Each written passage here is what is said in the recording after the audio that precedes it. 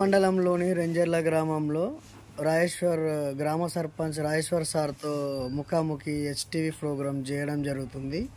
మన ఊరు మన లీడర్ అనే ప్రోగ్రాం. సార్, మీరు ఈ 5 ఏళ్ళు గ్రామానికి చేసిన అభివృద్ధి ఏమిటి కొంచెం చెప్పగలుగుతారా?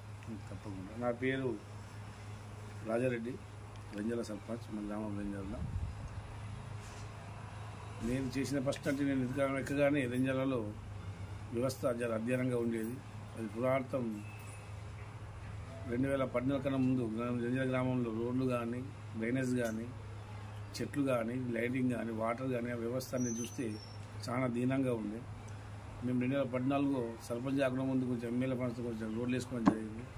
దాని స్ఫూర్తిగానే రెంజర్ల గ్రామ ప్రజలు నన్ను మళ్ళీ సర్పంచ్ ఎన్నుకోవడం 2019లో ఎన్నుకున్న తర్వాత నేను గ్రామ పంచాయతీ మొదటిసారి పోయినప్పుడు గ్రామ పంచాయతీలో చీరలు కానీ, దాని బాత్రూమ్ కానీ, కరెంట్ కానీ, లైటింగ్ కానీ ఏమీ లేకుండే కలర్స్గా మొత్తం పాడుపడ్డ బయట లెక్క ఉంది. అన్ని మీరు నేను వచ్చిన తర్వాత ఫస్ట్ అభివృద్ధిలో భాగంగా దాన్ని అంటే గ్రామస్తులు వచ్చి దాన్ని కూర్చుండి సేవదేయాలన్న ఉద్దేశంతో వాళ్ళ సమస్యలు చెప్పాలంటే ఒక ప్లస్సులు ఆహ్లాదంగా ఉండాలని గ్రామ పంచాయతీ మన నిజామాబాద్ జిల్లాలో హైలైట్గా చేయడం జరిగింది.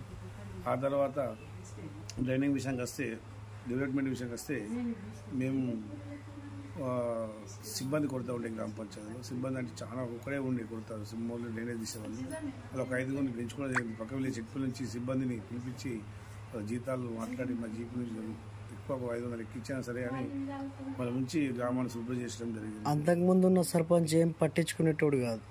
ఇక వాళ్ళ పరిస్థితులు వాళ్ళ గురించి మనం ఏం చెప్తాం కానీ వాళ్ళ పరిస్థితులు ఎలా ఉండేవి కానీ మనం వాళ్ళ విమర్శించేది ఎందుకు కానీ మీరు వచ్చిన తర్వాత డెవలప్మెంట్ మాత్రం జరిగింది. ఇది మాత్రం చూస్తున్నారు.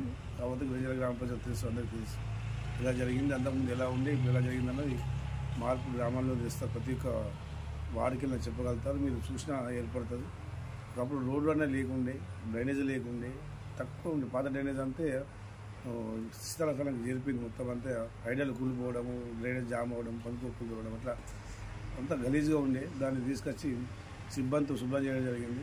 అందులో నా సొంత ట్రాక్టర్ హరితార కార్యక్రమంలో శుభ్రత చేయాలంటే గ్రామాల్లో నీట్గా ఉండాలంటే నా సొంత ట్రాక్టర్ ఒక 3 నెలలు పెట్టడం జరిగింది. సస్యభారత్ భాగంగా గ్రామ పంచాయతీ ఊళ్ళో చెత్త సేకరణ కోసం. ఆ తర్వాత కేసీఆర్ గారు రాష్ట్ర ప్రభుత్వం నుంచి ట్రాక్టర్ గవర్నమెంట్ గ్రామ పంచాయతీ నుంచి ట్రాక్టర్, ఒక ట్రాలీ, ట్యాంకర్ తీసుకోవడం జరిగింది. అట్లా సుమారుగా 12 లక్షల నుంచి పాఠశాలలు, అంగన్వాడీ కేంద్రాలు, హాస్పిటల్స్ పరిశీలించారా సార్ ఎప్పుడైనా? అంటే ఇట్లా చూసిన అంగన్వాడీ టీచర్లను కానీ అప్పుడప్పుడు అబ్జర్వేషన్. మా దురదృష్టం ఏంటంటే అంగన్వాడీ టీచర్లకు జాగలేకపోవడం, వాళ్ళ ప్రెస్ లేకుండా కిరాయి దాంట్లో నడిపించినప్పుడు అసలు అప్పుడప్పుడు మేము పోయి మ్యాట్రీ చేస్తుంటే పిల్లలు వస్తున్నారు ఎలా ఏం చేస్తున్నారు, వాళ్ళకు అన్నం ఎలా పెడుతున్నారు, సూచనలు చేసేవాళ్ళము. కర్రీస్ ఎలా చేసేవాళ్ళం. సన్నం బియ్యమే పెడుతుండేనా సార్? సన్న బియ్యమే పెడుతుంది. ఫస్ట్లో ఉండేది, మధ్యలో సన్న బియ్యం రావడం, సన్న బియ్యం చాలా బుక్స్, డ్రెస్ అన్ని సౌకర్యాలు కల్పిస్తుంది.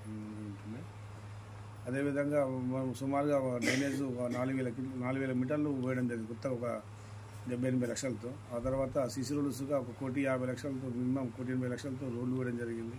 కొన్ని మా జీపీ అయితేనేది, కొన్ని ఎన్ఆర్జీఎస్ అయితేనేది, కొన్ని ఎమ్మెల్యే గారి ఫండ్స్తో తీసుకొచ్చి, ప్రశాంత్ రెడ్డి గారితో తీసుకొచ్చి ఊళ్ళో డెవలప్ జరిగింది.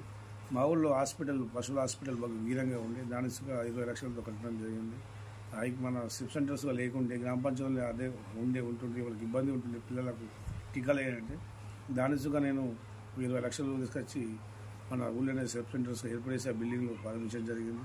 అలా చెప్పుకుంటూ పోతే డెవలప్లో గుళ్ళో రామాలయానికి షెడ్డు, మైనారిటీలకు ఈదుగా కంపౌండ్ వాళ్ళు, ఆసరా పింఛన్స్ 170 మందికి మనం నేషనల్ ఇవ్వడం జరిగింది. డబుల్ బెడ్రూమ్ ఇల్లు మాత్రం జాగా లేకున్నప్పుడు కట్టుకుంటామంటే లాస్ట్ చివరిలో ఒక 60 మంది అప్లై చేసుకుంటే 60 మంది నేను 3 లక్షలకు శాంక్షన్ జరిగింది. కానీ ఇప్పుడు గవర్నమెంట్ చేంజ్ కావడం ద్వారా దాన్ని ఆపడం జరిగింది. దాని మేము ఇవ్వాలని కోరుతున్నాము.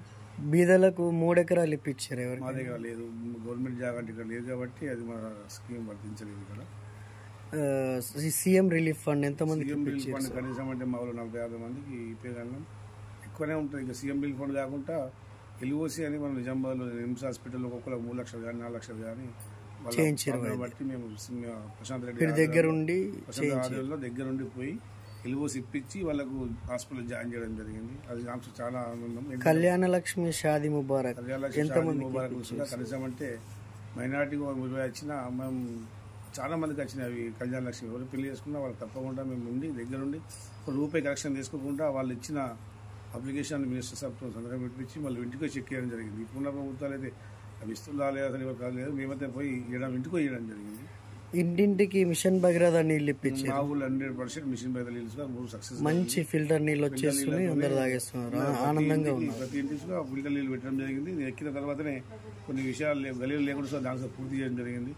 అక్కడక్కడ సుగా బల్క్ వాటర్ సుగా మేము రిగ్గులు వేసి సప్లై చేయడం జరిగింది. మిషన్ భగీరథ నీళ్ళు సరిపోని జాగ్రత్తగా అంటే బట్టలు పెట్టుకోవడానికి. ఇప్పుడు గత 5 సంవత్సరాల నుండి మీరు డెవలప్మెంట్ చేస్తూనే ఉన్నారు. ఇంతకుముందు కూడా వచ్చే అవకాశం మీరే అని కన్ఫర్మ్ అనే విషయం కూడా కన్ఫర్మ్ ఉంది అని అనుకుంటున్నారు.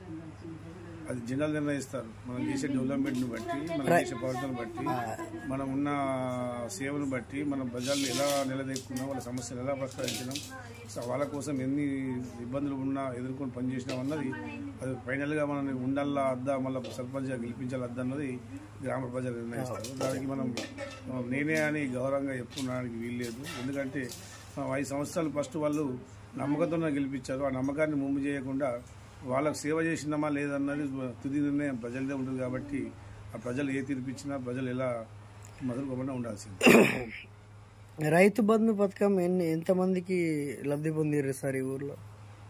రైతు బంధు పథకం సుమారు ఒక 7-8 మందికి వచ్చినాయి సార్. అది రైతు బంధు రైతు బీమా రైతు బంధు మా దగ్గర మినిమం 700 చిల్లర మందికి వస్తాయి. దళిత